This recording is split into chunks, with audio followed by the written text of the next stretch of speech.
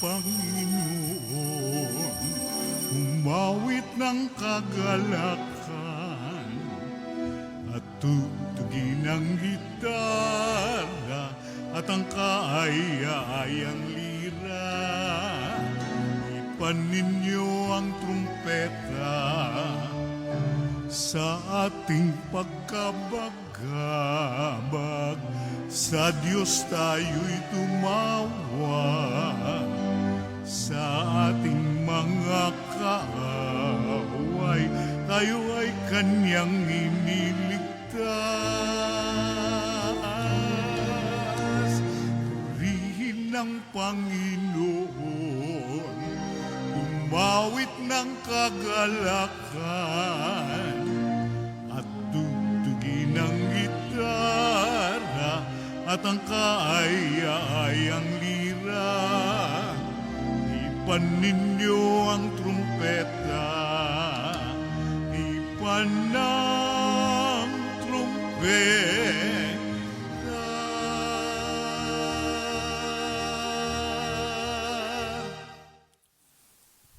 Sa ngalan ng Ama at ng Anak at ng Espiritu Santo. Amen. Ang pagpapala ng ating Panginoong Hesus Kristo, ang pag-ibig ng Diyos Ama at ang makikipagkaisa ng Espiritu Santo naway sumainyong lahat. At sumaiyo rin.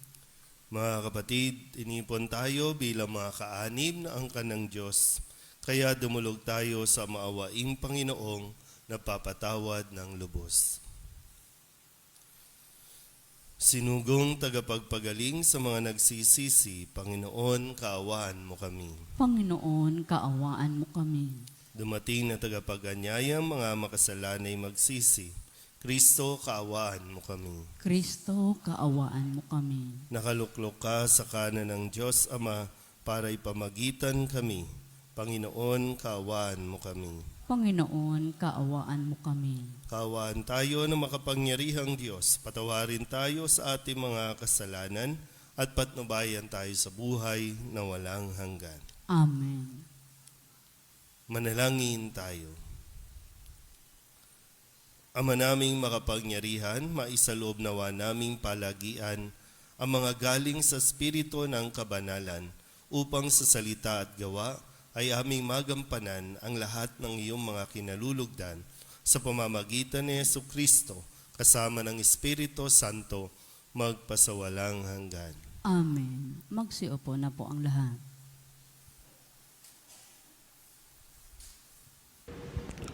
Ang salita ng Diyos mula sa aklat ni Sirach. Ang magiliw na pangungusap ay nakaakit ng maraming kaibigan, at ang matamis na pananalitay susuklian ng magandang sagot. Makipagbatian ka sa maraming tao, ngunit isa lamang sa 1,000 ang hihingan mo ng payo. Bago ka makipagkaibigan kanino man, subukin mo muna siya at huwag mo siyang pagtitiwalaan agad. Sapagkat may mga kaibigang mapagsamantala na di mo maasahan sa oras ng pangangailangan. May kaibigang hindi nagtatagal at nagiging kaaway mo, at ibubunyag pa niya ang pagkakagalit ninyo. Ano pat lalapas kang kahiya-hiya? Meron ding kaibigang kasakasalo mo sa pagkain, ngunit pababayaan ka sa oras ng kagipitan. Sa kasaganaan, didikit siya sa iyo na parang anino. Uutusan niya pati ang mga katulong mo, ngunit sa kasawi ay pababayaan ka niya. Pagtataguan ka at di mo na siya makikita. Lumayo ka sa kaaway at mag-ingat ka sa kaibigan. Ang matapat na kaibigay parang matibay na kuta. Pag nagkatagpo ka ng tulad niya, para kang nakahukay ng malaking kayamanan. Walang kasing halaga ang matapat na kaibigan. Hindi siya matutumbasan ng gaano mang salapi. Ang matapat na kaibigay parang gamot na nagbibigay buhay, at siya'y matatagpuan lamang ng mga may takot sa Panginoon. Ang may takot sa Panginooy makatatagpo ng tapat na kaibigan, at ang mga kaibigan niya'y tulad niyang may takot sa Panginoon. Ang salita ng Diyos. Salamat sa Diyos. Salmong tugunan, tugon. Sa pagsunod sa utos mo, poon, pangunahan mo ako. Sa pagsunod sa utos mo, poon pangunahan mo ako. Pupurihin kita, poon, ikay aking pupurihin. Ang lahat ng tuntunin mo ay ituro mo sa akin. Sa pagsunod sa utos mo, poon pangunahan mo ako. Sa bigay mong kautusay, lubos akong nalulugod. Iingatan sa puso ko upang sa iyo'y di malimot. Sa pagsunod sa utos mo, poon pangunahan mo ako. Buksan mo ang paningin ko pagkat nananabik masdan, iyong buting idudulot mo sa akin na iyong aral. Sa pagsunod sa utos mo, poon pangunahan mo ako. Ang lingkod mo ay turuang masunod ang kautusan. Sa utos mong mapangakit, ako na may mag-aaral. Sa pagsunod sa utos mo, poon pangunahan mo ako. Ituro mo ang batas mo't sisikapin kong masunod. Buong pusong iingat at susundin ng buong lugod. Sa pagsunod sa utos mo, poon pangunahan mo ako. Sa pagsunod sa utos mo, ako'y iyong pangunahan. Sa utos mo'y naroon ang ligayang inaasam. Sa pagsunod sa utos mo, poon pangunahan mo ako.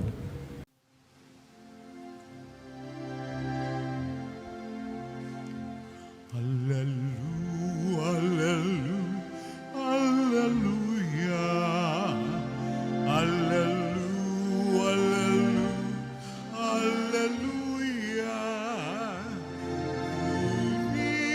Purihin ang Diyos, hallelujah.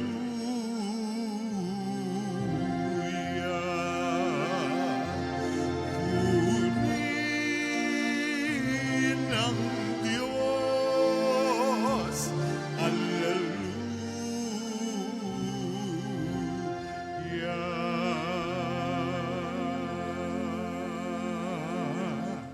Sumainyo ang Panginoon. At sumaiyo rin. Ang mabuting balita ng Panginoon ayon kay San Marcos. Papuri sa iyo, Panginoon.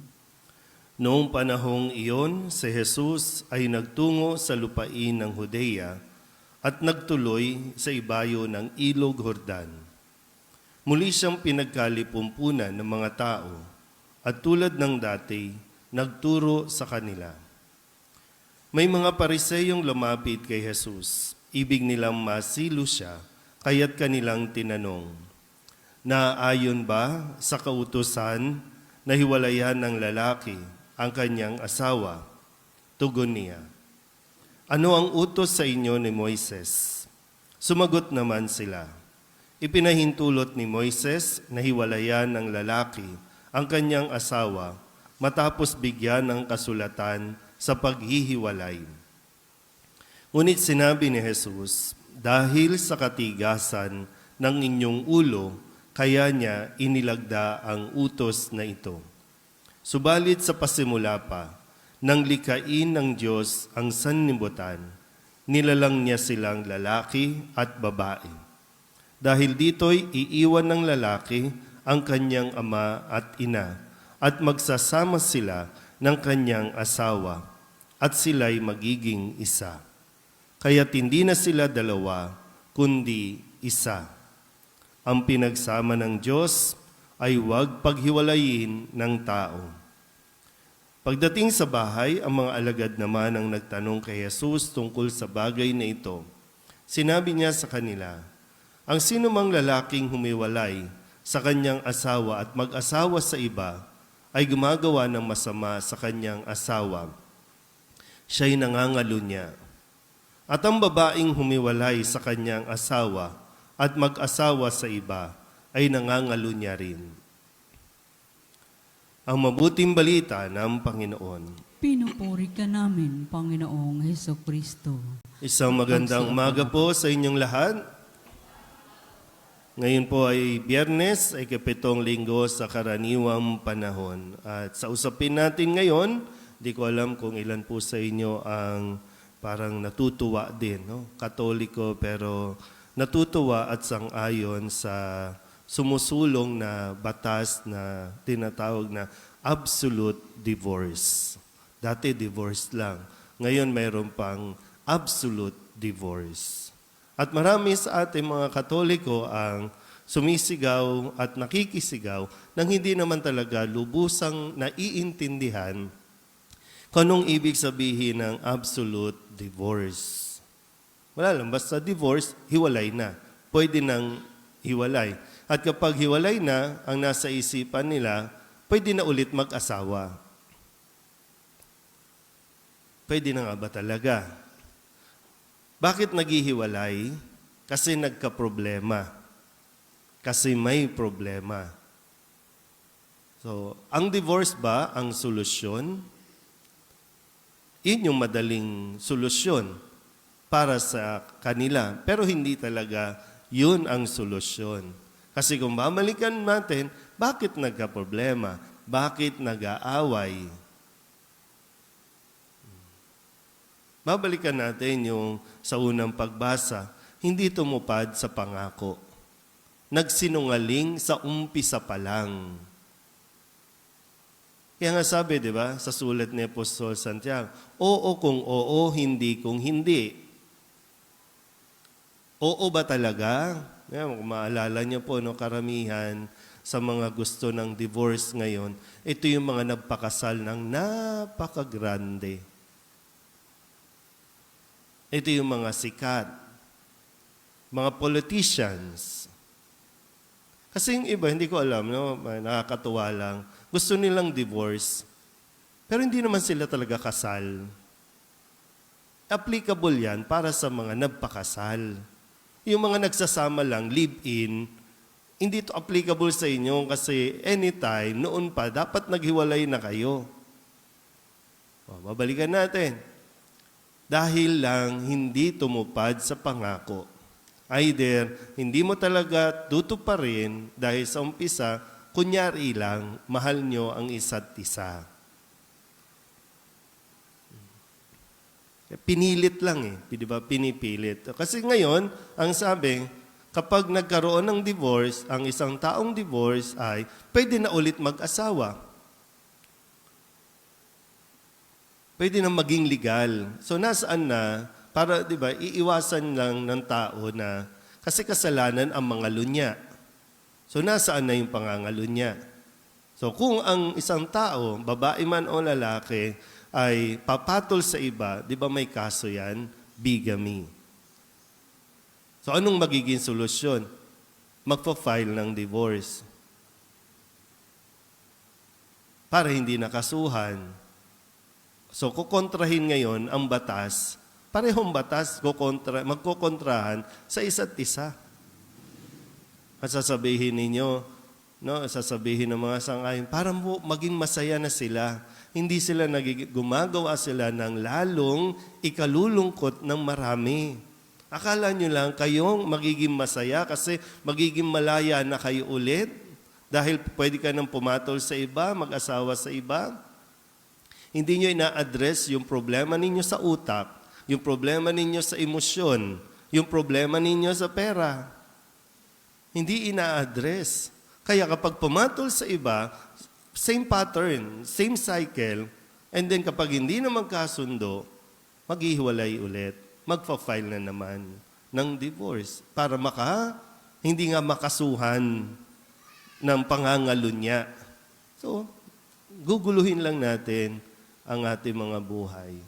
Lalong-lalo na po, isipin niyo po, no? Kahit na yung mga anak na mga naghiwalay na, malaki ang epekto nito sa inyo. Aminin niyo man o hindi, makita niyo man ngayon o hindi, pero nagkakaroon nito ng epekto sa mga anak na galing sa magulang na naghiwalay kasi sila mismo nagkakaroon ng trauma na pagdating ng araw, baka ganito din ang gawin sa akin. Kaya sa simula pa ng relasyon, wala nang pagtitiwala.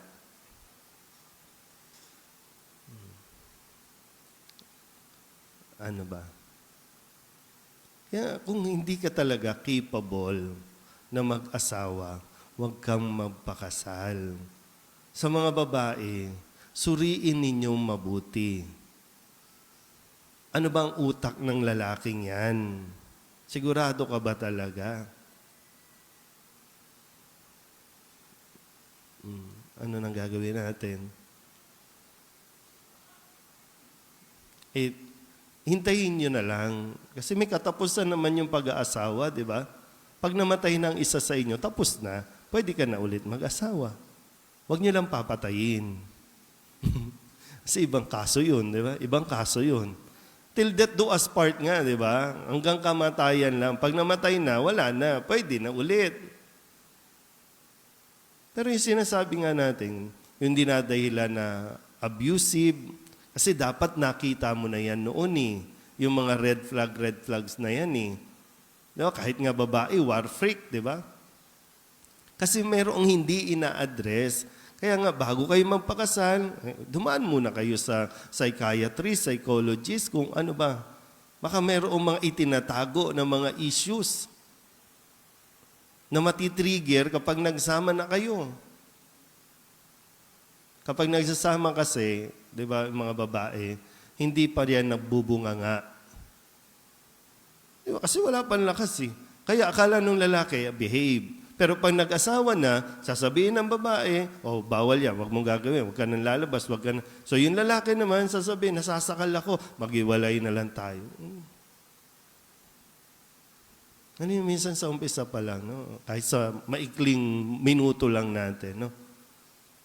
Kung hindi nyo kayang pag-isahin yung inyong mga ari-arian, huwag na kayong magpakasal.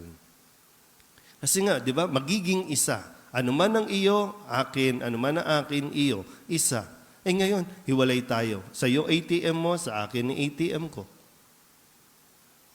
Paano pag nagpapakasal, di ba? Ibinibigay ko sa iyo itong aking, yung aras, di ba? Bilang tanda ng aking pagpapahalaga sa iyo. Sabi naman ng babae ay, tinatanggap ko ito, nangangako akong magiging iyong katuwang. Bakit pinauuso natin yung mga prenup? Na ano man yung naipon ko nung ako'y dalaga, akin lang yon. Hindi natin paghahatian. Kung maghihiwalay man tayo, hindi yan kasama. So sa umpisa pa lang, mayroon ng isip na hindi tayo magtatagal. Bakit pa kayo magpapakasal? Tapos ngayon, isisigaw natin, gusto natin diktahan ng Diyos. Pero malinaw naman po sinabi ni Kristo, ang pinagsama ng Diyos, huwag paghiwalayin ng tao. So sino ang nagsama sa inyong dalawa? Ang Diyos ba o yung tao? Pag sinabi kong tao, si Mayor ba ang nagsama sa inyo? Pues maghiwalay kayo. Pero kung ang nagsama sa inyo, ang Diyos, sa sakramento ng kasal, kasalanan natin, kung hahayaan natin, pananagutan natin, kung hahayaan natin na sila ay mapaghiwalay ng tao. Naiintindihan ba kahit papano? Para may maisagot kayo sa mga nagsasabi na seemingly, kawawa naman sila tulungan natin, payagan na natin na maghiwalay. Kawawa naman, malungkot Hayaan mo nang kayo lang yung malungkot. Hindi yung buong pamilya ninyo, buong anak ninyo, at yung magiging anak nila, magiging malungkot. Dahil lang sa ginawa ninyong desisyon. Nangako-ngako kayo, pero hindi natin tinutupad. Oo kung oo, hindi kung hindi. Magmo-move on ba tayo o ano? Laging isipin, hindi na ito tungkol lang sa anong magiging epekto nito. Sa mga gumawa at pumilit, gumawa ng batas na ito, kung sakali man na ipayagan ng gobyerno natin ito, dadalhin nyo sa hukay ang epekto ng kasalanang ito. Wala na tayo sa mundong ito. Wala na kayo sa mundong ito, yung kasalanan nandiyan pa at mananatili hanggat di natin sinusunod ang sinasabi ni Jesus na kapag pinagsama ng Diyos, huwag paghiwalayin ng tao. Amen?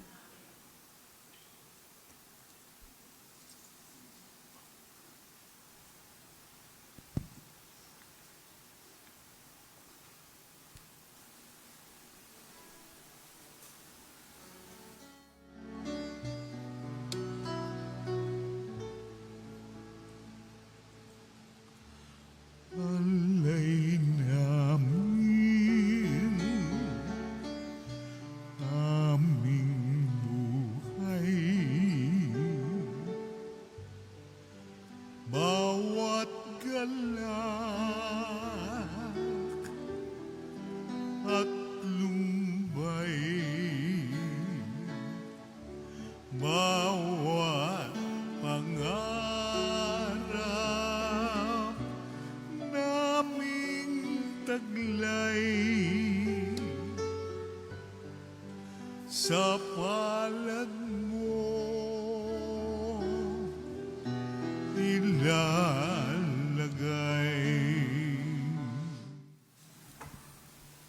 Manalangin kayo mga kapatid upang paghahain natin ay kalugdan ng Diyos sa mga makapangyarihan. Tanggapin nawa ng Panginoon itong paghahain sa iyong mga kamay, sa kapurihan niya at karangalan sa ating kapakinabangan at sa buong sambayanan niyang banal.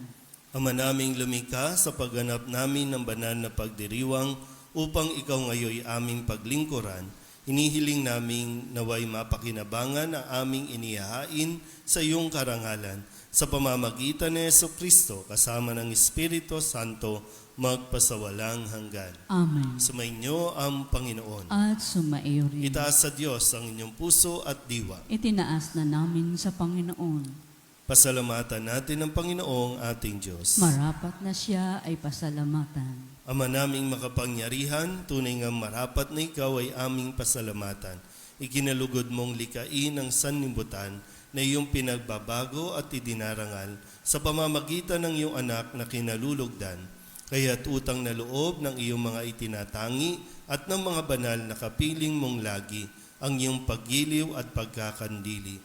Kaya kaysa ng mga anghel na nagsisiawit ng papuri sa iyo nang walang humpay sa kalangitan, kami nagbubunyi sa iyong kadakilaan.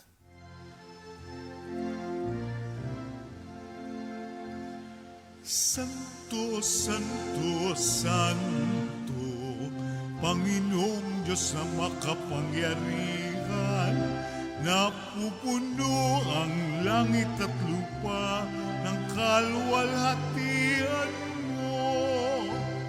Hosana sa kaitaasan, pinagpala ang naparirito sa ngalan ng Panginoon.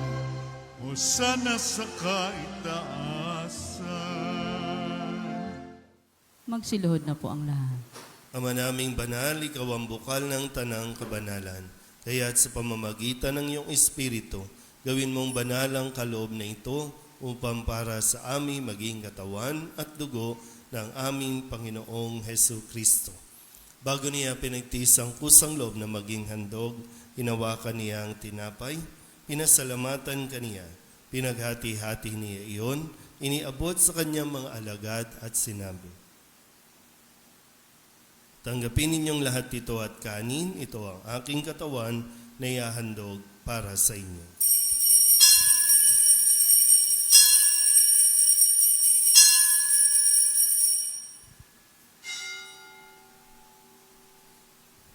Gayun din naman nang matapos ang hapunan, hinawakan niya ang kalis, muli kaniyang pinasalamatan. Iniabot niya ang kalis sa kanyang mga alagad at sinabi, tanggapin ninyong lahat ito at inumin. Ito ang kalis ng aking dugo, ng bago at walang hanggang tipan. Ang aking dugo na ibubuhos para sa inyo at para sa lahat, sa ikapagpapatawad ng mga kasalanan. Gawin ninyo ito sa pag-alaala sa akin.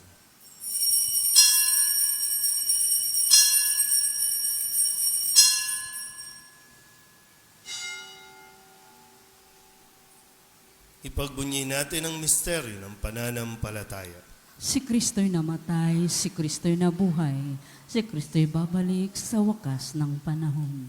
Ama, ginagawa namin ngayon ang pag-alaala sa pagkamatay at muling pagkabuhay ng iyong anak. Kaya tiniaalay namin sa iyo ang tinapay na nagbibigay buhay at ang kalis na nagkakaloob ng kaligtasan.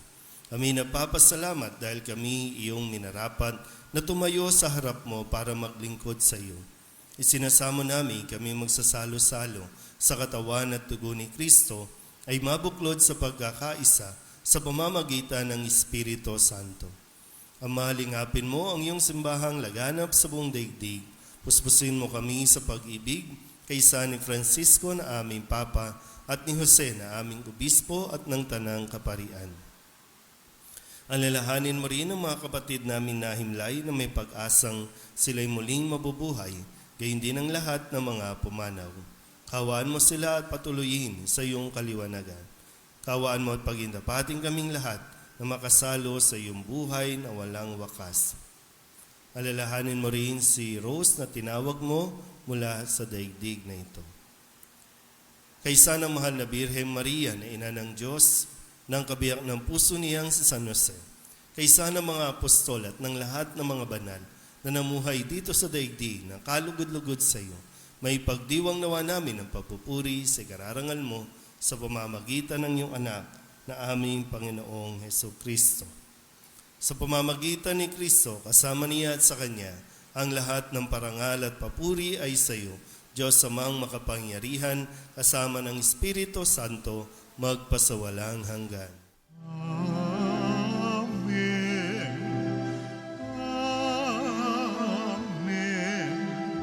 Amen.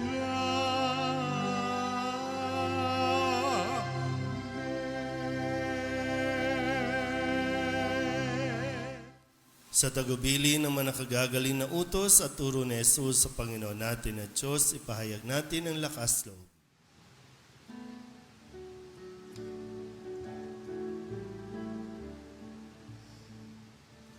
Ama namin, sumasalangit ka,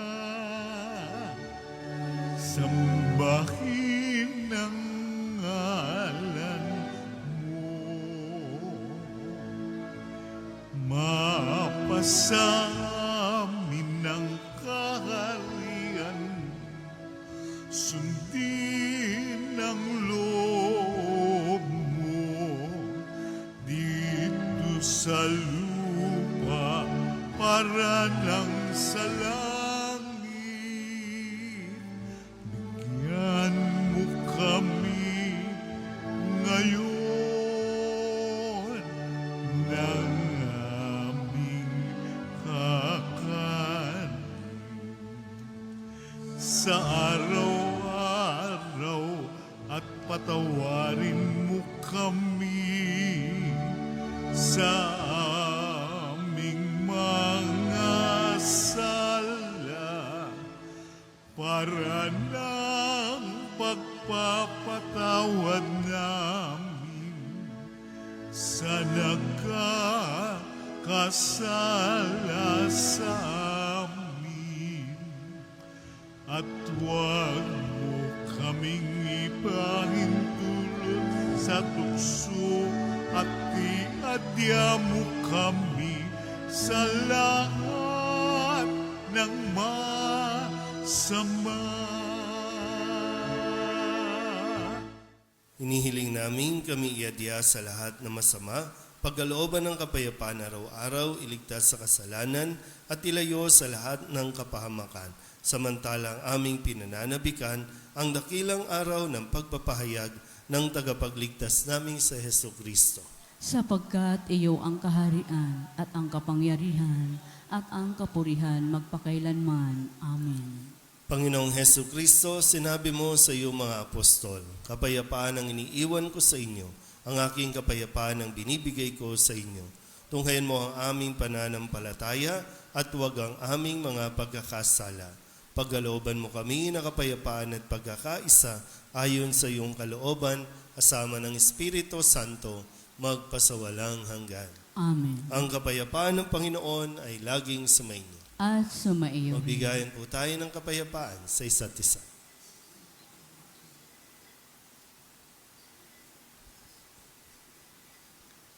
Kordero ng Diyos na nag-aalis ng mga kasalanan ng sanlibutan, maawa ka sa amin. Kordero ng Diyos na nag-aalis ng mga kasalanan ng sanlibutan, maawa ka sa amin. Kordero ng Diyos na nag-aalis ng mga kasalanan ng sanlibutan, ipagkaloob mo sa amin ang kapayapaan. Magsiluhod po ang lahat.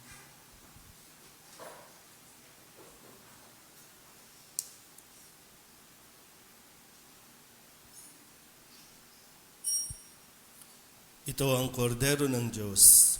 Ito ang nag-aalis ng kasalanan ng sanlibutan. Mapalad ang mga inaanyayahan sa kanyang piging. Panginoon, hindi ako karapat-dapat na magpatuloy sa iyo, ngunit sa isang salita mo lamang ay gagaling na ako. Katawan ni Kristo. Amen.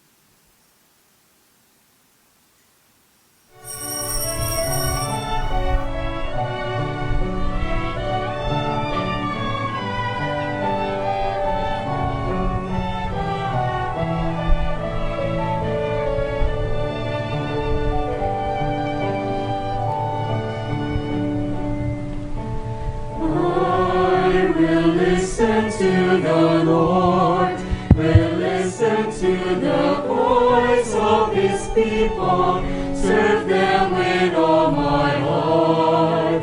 I will listen to His words and call upon the Lord for His people to live in faith and truth and in love.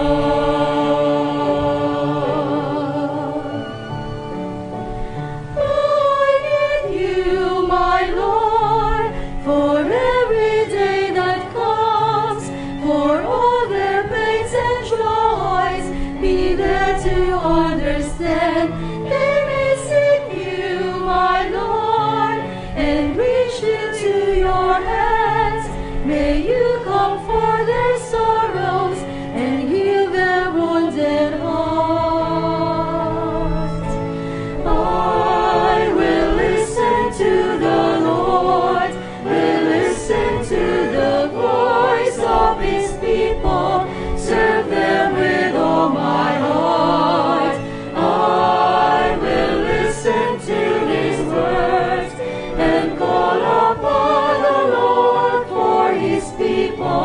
To live in faith and truth and in love.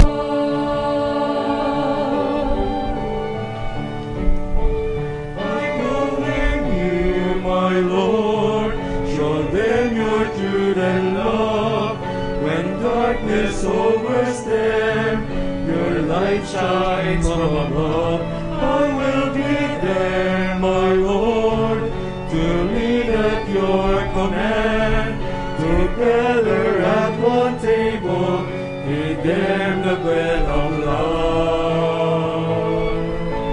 I will listen to the Lord, will listen to the voice of His people, serve them with all my heart.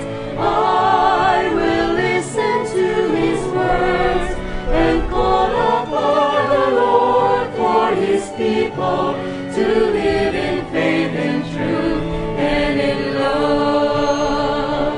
There are those who seek the lost and suffering, bind their wounds and bring them to your care. Oh Lord, I know that you're with them, embracing once again. Your love is all I bear.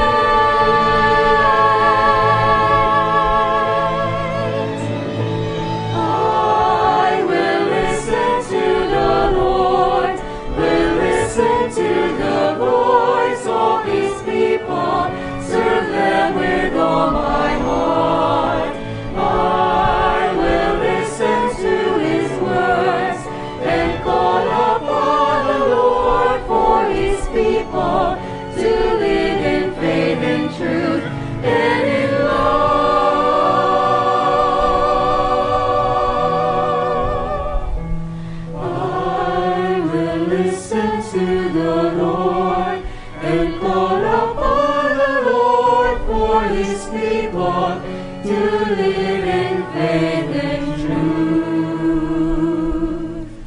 Hail,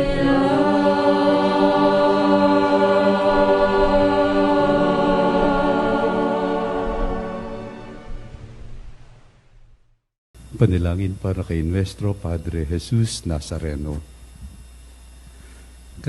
Katamis-tamisang naming mahal na Poong Jesus Nazareno, Diyos at manunubos ko, na naglalakbay sa Kalbaryong pasan-pasan mo ang krus na nagpagpapakuan sa iyo. Akong abang makasalanan na naging dahilan ng iyong di masayod na hirap ay nagpupuri sa iyo at nagpapasalamat na bilang maamong kordero ay buong hinahong tinanggap mo sa ibabaw ng iyong balikat ang kahoy ng iyong kamatayan, upang doon mawakasan ang aking mga kasalanan at ng sandaigdigan. Patawarin mo ako, o butihing Jesus, inaamin ko ang aking mga sala at ako'y nananalig na dahil sa kabutihan mong walang kahulilip, ay hugasan mo ng iyong dugo. Iniibig kita ng higit sa lahat ng bagay. Ipinangangako na ako'y magiging matapat hanggang sa oras ng aking kamatayan. Patnubayan mo ako, Diyos ko, ng iyong biyaya at ihatid mo ako sa landas ng iyong mga utos, diyan sa iyong langit na kaharian. Siya nawa.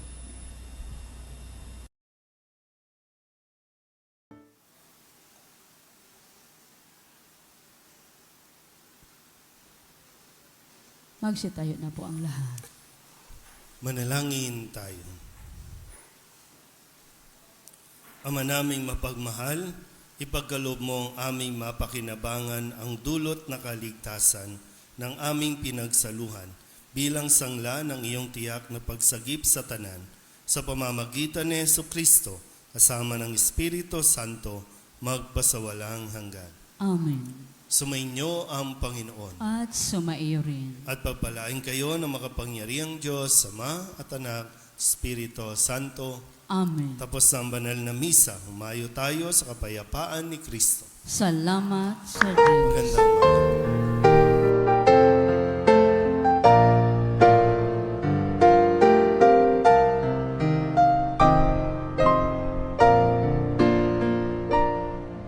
Nuestro Padre Jesus Nazareno, sinasamba ka namin, pinipintuho ka namin, aral mo ang aming buhay at kaligtasan. Nuestro Padre Jesus Nazareno, iligtas mo kami sa kamatayan. Ang krus mong pinamatayan ay sagisag ng aming kaligtasan. Nuestro Padre Jesus Nazareno, dinarangal ka namin. Nuestro Padre Jesus Nazareno, minulwalhati ka namin. Nuestro Padre Jesus Nazareno, dinarangal ka namin. Nuestro Padre Jesus Nazareno,